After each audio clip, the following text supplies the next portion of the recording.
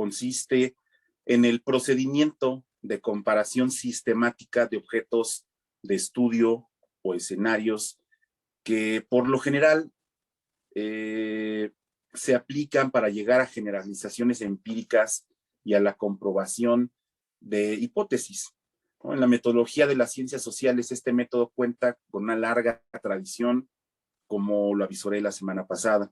Claro, también se aplica en otras disciplinas no humanísticas, pero ha tenido un asidero especial en las ciencias humanas, ¿no? Hay un derecho comparado, hay una ciencia política comparada, hay una antropología comparada, hay una historia comparada y hay una bibliotecología comparada.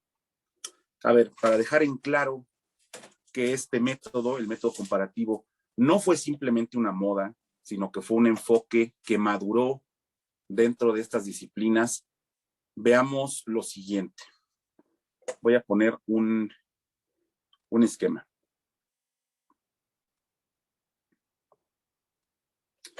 A ver, una disciplina, voy a explicar el paso que dan las disciplinas para convertirse en campos. Y también esto va a servir para que un poco comiencen a diferenciar lo que significa cada uno de estos estratos y que les sirva cuando en algún momento quieran expresar y decir la disciplina bibliotecológica o el campo bibliotecológico. Una disciplina se constituye por el conjunto de teorías y preceptos que fundamentan un quehacer científico, es decir, es el núcleo teórico. Pero el campo es un estrato más amplio en el que la disciplina es, digamos, su núcleo. Cuando una disciplina madura, se rodea de otras actividades que la escoltan. Entre ellas está la fundación y consolidación de escuelas, la agrupación en sociedades profesionales, la investigación, que es muy importante para hablar de la maduración de una disciplina, y la consiguiente divulgación a través de publicaciones especializadas. Vean ustedes el avance de la bibliotecología mexicana, sobre todo en la UNAM. A ver, aquí en la UNAM, cuando ustedes recién entraron, se suscitó a los pocos meses el fallecimiento del doctor Adolfo Rodríguez Gallardo, quien fue, entre otras cosas, a ver, hay en la historia, este es un comentario al margen, hay un género literario que se llama encomio biográfico, que implica que cuando uno, es sobre todo un método historiográfico de hechura romana, que es cuando se intentaba contar la biografía de un hombre ilustre, de un personaje del Senado, por ejemplo, al contar su historia, detrás se podía leer también la historia de una institución. Yo creo que con el doctor Rodríguez Gallardo pasa lo mismo. Si hiciéramos una revisión biográfica profesional de él, detrás podríamos leer la historia de la profesionalización de la bibliotecología en los últimos años, que ha sido muy importante. Voy a explicar por qué, qué tiene que ver con este esquema que tienen en pantalla. A principios de los 80, de la década de los 80, pues incluso desde antes, hoy, por ejemplo, ustedes entre sus profesores, pues tienen algunos que son profesores, investigadores, técnicos académicos, algunos trabajan en otras instituciones, pero en la década de los 80 y antes no se permitía o no estaba estipulado en el catálogo de puestos en la universidad que los bibliotecarios, los bibliotecólogos, quiero decir, es decir, los egresados de esta licenciatura, pudieran ocupar siquiera una plaza de técnico académico. Ahora piensen en todo lo que ocurrió al día de hoy, que ya no solamente los egresados de la licenciatura pueden ocupar una plaza de técnico académico, sino que pueden ocupar una plaza de profesor de tiempo completo, de investigador de tiempo completo, es decir, ahora hay un instituto dedicado exclusivamente a realizar investigaciones bibliotecológicas, hay una revista del instituto, la facultad tiene una revista sobre todo enfocada a estudiantes, que es la revista del colegio ASECUR. Además está el anuario de bibliotecología en la facultad, está el boletín del Instituto de Investigaciones Bibliográficas, que entre sus líneas está la bibliotecología, etcétera, etcétera, etcétera. Y hay otras 2, 3 revistas en la universidad que tienen entre sus líneas a la bibliotecología. Tenemos un posgrado que tiene una maestría en modalidad presencial y a distancia. Hay un programa de doctorado que es hasta el momento el único en el país en esta disciplina. Es decir, desde ese momento, quizá antañal para ustedes, al día de hoy, ha avanzado la bibliotecología y eso implica que ha madurado como disciplina y por ende como profesión. Es decir, pasó de ser simplemente un núcleo de ciertos conocimientos teóricos y prácticos, que es lo que está aquí en la pantalla, la disciplina, a tener una escuela, ya no solamente una, sino 2, 3, 4, a tener centros de investigación, a tener publicaciones especializadas, asociaciones profesionales, etcétera, etcétera, etcétera. Bueno, volvamos al tema nuclear de la sesión. Entonces, el método comparativo, pues no fue una moda, sino un enfoque que caló profundo en el cuerpo teórico de las disciplinas que ya mencioné y de otras, pero además determinó las formas de aprendizaje en sus escuelas, determinó muchos métodos de investigación, incluso con publicaciones especializadas. A ver, mencioné hace un rato el derecho comparado. El Instituto de Investigaciones Jurídicas de la UNAM tuvo su revista mexicana de Derecho Comparado, que ahora, a ver, todavía existe, pero ahora se llama Boletín Mexicano de Derecho Comparado. La bibliotecología no fue la excepción. Existió la Journal of Library History, Philosophy and Comparative Librarianship.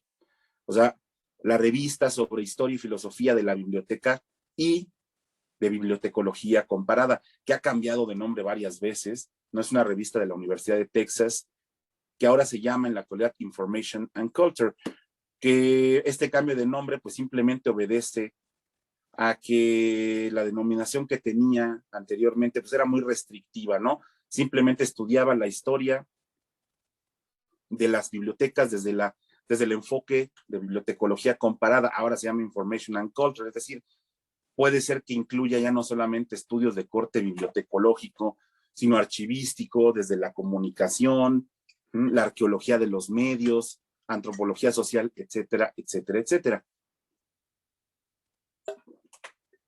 Entonces, pareciera que el método comparativo en la bibliotecología ya está en desuso. Aunque tuve un compañero en el doctorado, que trabaja en el Colmex, que hizo su tesis doctoral, la culminó en 2018, precisamente sobre el método comparativo en la bibliotecología. Hizo toda la tesis de doctorado sobre eso, un recorrido histórico y de todas las áreas en las que influyó y en las que todavía parece influir este método, el método comparativo en la bibliotecología, y cómo la bibliotecología comparada no está tan en desuso, sino que se mantiene todavía en ciertas estructuras subyacentes del discurso bibliotecológico, pero eso lo veremos la próxima semana. Así pues, ¿en qué consiste entonces este método que tuvo un impacto muy fuerte en el enfoque de las ciencias sociales? ¿En qué consiste? Bueno, lo que se entiende por método comparativo en la práctica de la investigación, en textos especializados en metodología, pues es algo extraordinariamente variado, ¿no? Y esto obedece a que el concepto, pues, alude a la palabra comparación y todo lo que pueda remitirnos. Análisis comparativo, análisis de contraste, investigación comparativa, etcétera, etcétera. Por consiguiente, pues, cuando hablamos de comparación, pues esto puede comprender podría comprender, mejor dicho, todos los métodos que se sirvan de la comparación, que prácticamente son todos, ¿no? También hay posturas que consideran, en un sentido muy estricto, que el método de comparación es únicamente una especie de selección paramétrica de casos en forma limitada y fundamentada, recurriendo a la experimentación y a la estadística. A ver, la comparación, ¿cuál es el problema de esto? La comparación es inherente a todo procedimiento científico. Todos los métodos científicos son inevitablemente comparativos. De alguna manera lo son porque todos contemplan alguna fase de la investigación en la que se compara. Sin embargo, pues esto digamos que es solo una similitud en el procedimiento, ¿no? Digamos que aquí la palabra comparar, su significado se sobreestima, porque esto no significa que al hablar de método comparativo, pues entonces hay que hacer referencia a todos los métodos.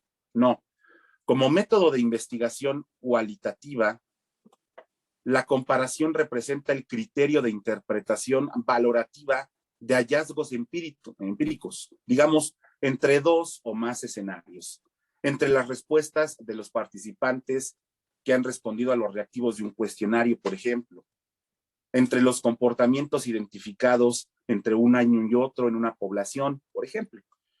Entonces, pues la comparación es eso, es la interpretación valorativa de hallazgos empíricos. Desde luego, estas valoraciones, pues a veces no son otra cosa que preferencias y opciones que se intentan sustentar. A ver, comparar permite lo siguiente, permite comprender algo hasta ahora desconocido por medio de la analogía, la similitud o el contraste a partir de lo conocido. A ver, un ejemplo fuera de las ciencias sociales es la llamada regla de tres, que formalmente es la regla de tres simple directa, que es además es la regla clásica de la aritmética para mercaderes de la Edad Media, no usada para resolver problemas de proporcionalidad entre tres valores conocidos y uno desconocido. Todos aquí, pues hemos recurrido a la regla de tres,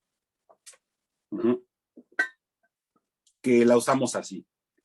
No, por ejemplo, no sé cuántas pizzas debo comprar y para ello, pues recurro a la comparación de mi escenario presente con la proporcionalidad de un escenario pasado.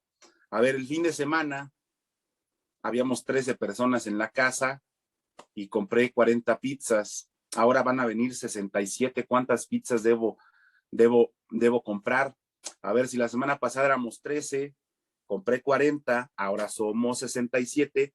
¿Cuántos debo comprar? Simplemente estoy comparando mi escenario presente, en donde hay una incógnita, con la proporcionalidad de ese escenario pasado, tal vez inmediato, tal vez no. Esto se usa recurrentemente, la comparación de proporcionalidades, por ejemplo, para estimar el índice de eficiencia de titulación en la facultad. ¿Cuántos se han titulado en un colegio y cuántos en otro? El problema aquí es que se hace precisamente a partir de proporcionalidades, porque no es la misma la población del colegio de pedagogía que la del colegio de letras clásicas. Por eso se recurre a la comparación en proporción. ¿Cuántos se han titulado en el colegio de pedagogía en función del total de su población y cuántos se han titulado en el colegio de letras clásicas en función del total de su población de alumnos? No se calcula así crudamente el total entre uno y otro, sino en proporción. Bueno, entonces el método comparativo pues nos va a permitir poner a dialogar dos escenarios, dos objetos de estudio, dos propuestas, dos sistemas, dos categorías, etcétera. Bueno, hablo de dos, pero pueden ser dos o más. Para esto recurre a la identificación de rasgos comunes o de las diferencias y nos permite sistematizarlas. A ver, en esto quiero hacer mucho hincapié, porque parece ser una de las muletillas del método comparativo. No solo se pueden comparar los rasgos comunes, sino que se pueden sistematizar también los rasgos de diferencia. En el habla coloquial, esto se refleja en frases como esto no puede compararse o esto sería como comparar peras con manzanas. A ver, ¿qué quieren decir estas frases?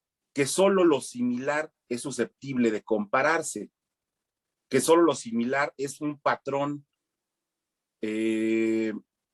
aceptable para establecer algún tipo de comparación.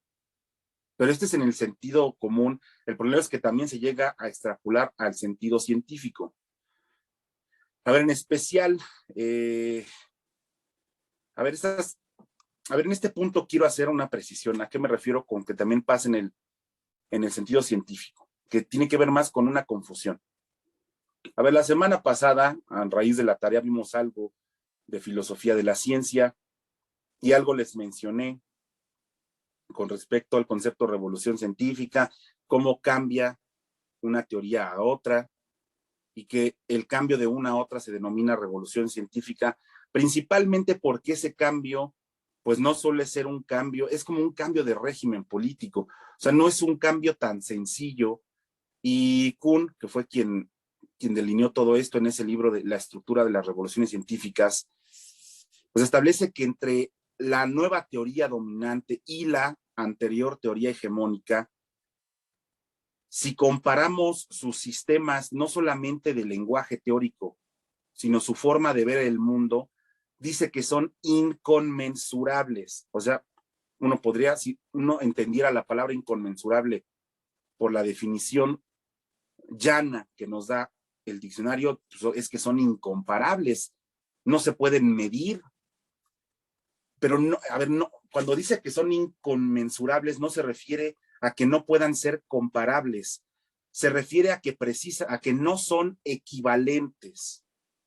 Desde luego que pueden ser comparables, podemos hacer un estudio de por qué es lo que establece la actual teoría y qué es lo que establece la anterior, qué es lo que dice, por ejemplo, el sistema heliocéntrico de Copérnico al sistema geocéntrico de Ptolomeo. Pues desde luego que podemos hacer una comparación y estoy casi seguro que hay infinidad de estudios donde tienen un estudio comparativo entre ambos con fines didácticos, ¿no? Para alguna clase de historia de la ciencia o historia del pensamiento humano, es simplemente historia de las ideas. Se pueden comparar a ambos sistemas.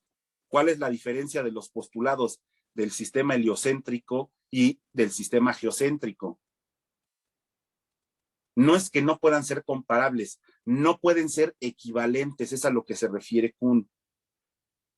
Que si uno utiliza la palabra razón, esa misma palabra, ese mismo término, tendrá un sentido muy diferente en el otro sistema. Kuhn dice es como un diálogo entre sordos. Son dos teorías, precisamente por eso una sustituyó a la otra. Tienen una forma de comprender el mundo muy diferente, de tal suerte que es muy difícil ponerlas a dialogar. No significa que no se puedan comparar, significa que no se pueden establecer equivalencias. Es a lo que se refiere. Bueno, entonces, el método comparativo no solamente puede establecer esa dinámica de contraste entre rasgos comunes, es decir, qué es lo que tenemos qué es lo que tienen en común estos dos objetos, estos dos sistemas. No, también a partir de la diferencia. Y si lo hacemos a partir de la diferencia, esto sería algo muy dialéctico. ¿Qué es la dialéctica? La dialéctica es una técnica argumentativa que después se convirtió en un enfoque filosófico a través de la cual se busca la verdad y el desarrollo de conocimiento, principalmente a partir de la manifestación de contradicciones entre los argumentos que expone un adversario, es decir, a través del diálogo entre dos contrarios. La dialéctica postula que el desarrollo del conocimiento, el alcance de la verdad se consigue si se ponen a dialogar en esta dinámica de tensión entre dos contrarios. Esto remite a algo que se llama ley de la unidad de los contrarios, que es el fundamento de la dialéctica. Según esta ley, las cosas y los fenómenos de la naturaleza tienen en forma implícita contradicciones internas y estas contradicciones son la fuente del proceso de desarrollo, ¿no? Esto lo retoma después el materialismo dialéctico que postula que la lucha, la pugna entre clases es es el motor del desarrollo histórico. A ver, pongo otro esquema.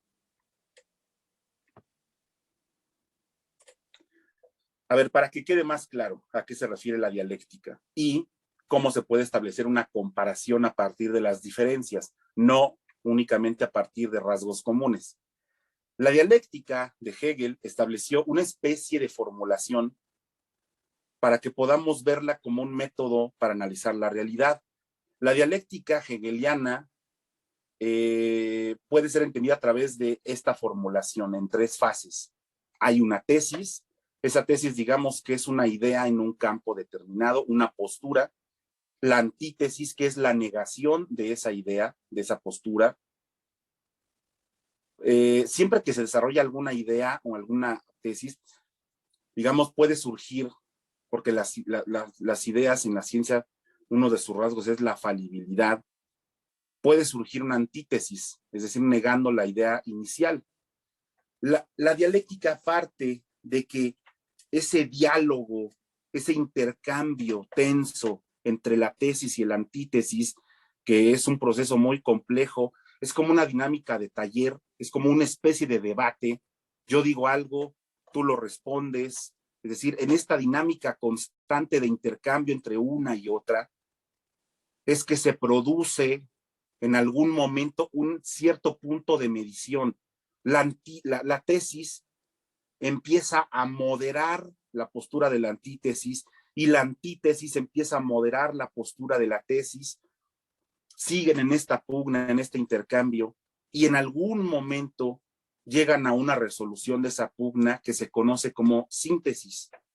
Eso es básicamente la formulación de la dialéctica hegeliana. Hay una tesis, una antítesis, y esto resulta en una síntesis. Esta es la razón por la que se dice que la dialéctica dinamiza la generación de nuevo conocimiento.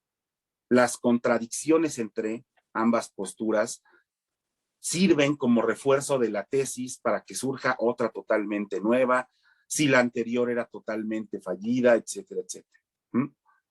Esta es, digamos, la dialéctica clásica hegeliana, porque hay otras posturas dialécticas como la de Theodor Adorno, que menciona que no hay una síntesis, que siempre que lo que genera el avance, el desarrollo, incluso en la propia historia, es este constante devaneo, este vaivén entre tesis y antítesis, este intercambio y pugna, esta tensión entre ambas, y que nunca se llega a una síntesis. Ese movimiento entre una y otra, ese movimiento dialéctico entre tesis y antítesis, es lo que genera el desarrollo. Pero esa es otra idea. Quedémonos por el momento, por motivos explicativos, con la formulación en tres fases de la dialéctica: tesis, antítesis, síntesis. Ahora bien, vamos a revisar cómo se puede aplicar este método comparativo, ya sea en función de encontrar rasgos comunes o encontrar las diferencias. ¿Cuáles son las formas de aplicación más empleadas de este método? Pero sí quiero aclarar que estas pues no pueden entenderse como una clasificación que las delimite una de otra, dado que la mayoría se superpone. El investigador pues debe de tomar decisiones en distintos ámbitos para alcanzar relaciones metodológicamente adecuadas que posibiliten una observación más cercana de ciertas variables y desatienda otras en una, digamos, selección fundamentada de casos.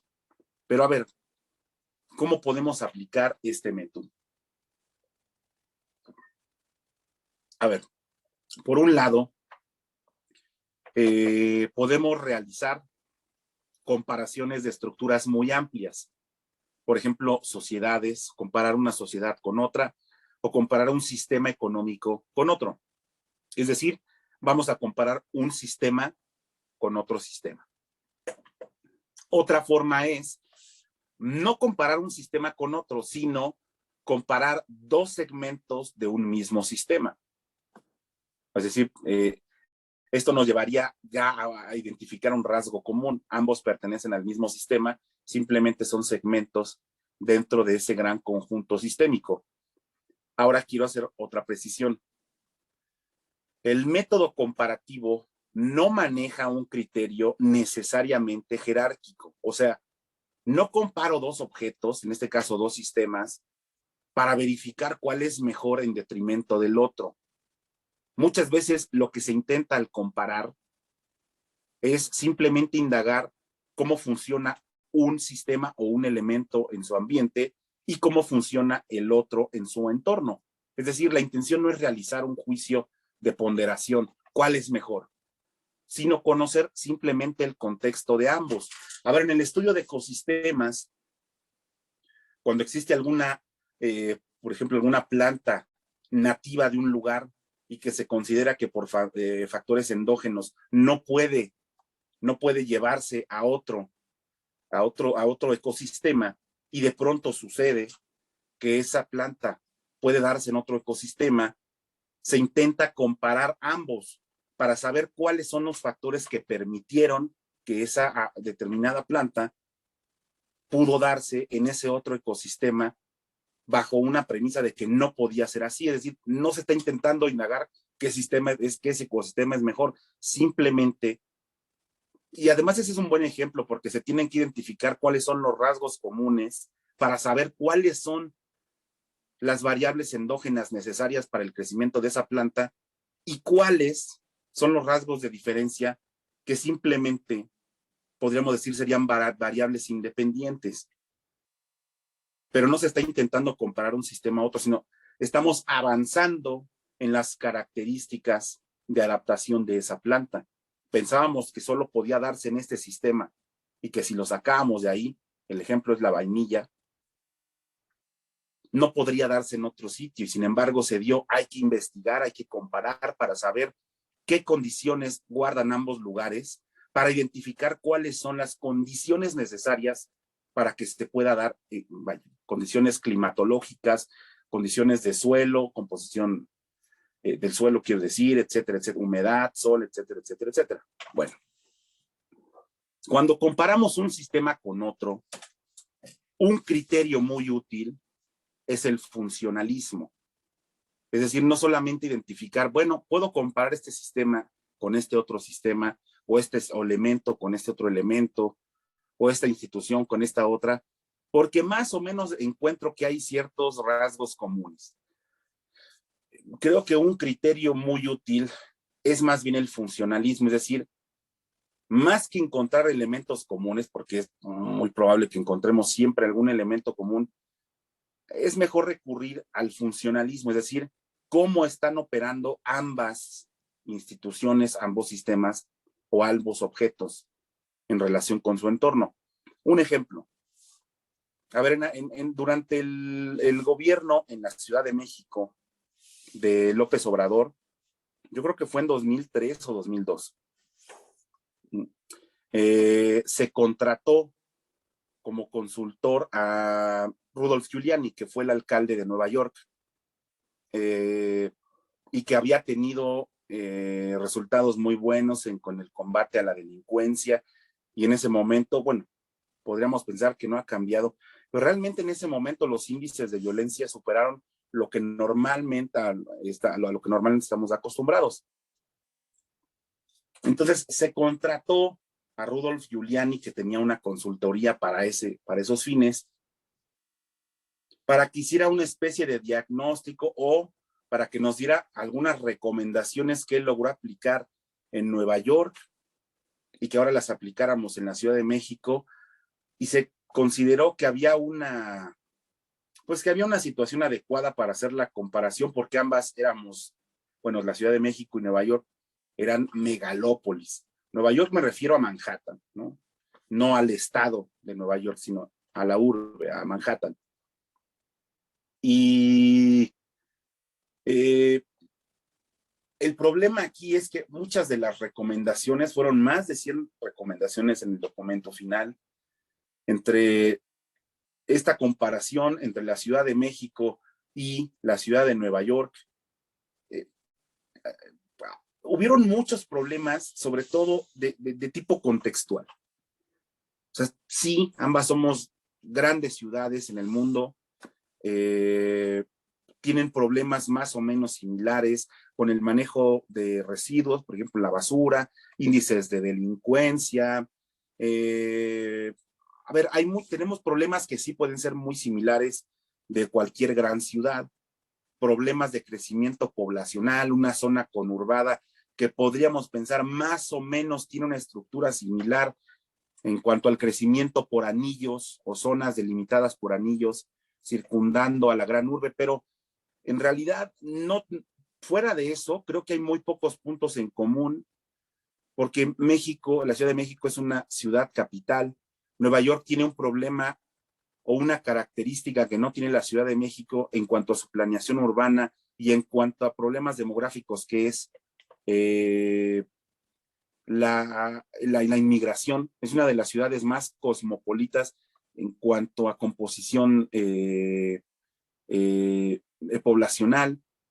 Y a ver, es que me parece que muchas de las recomendaciones que se hicieron de esta agencia de consultoría, eh, cuya cabeza más visible era Rudolph Giuliani, el exalcalde de la ciudad de Nueva York, pues obedecían, el principal problema de estas recomendaciones eran de tipo contextual.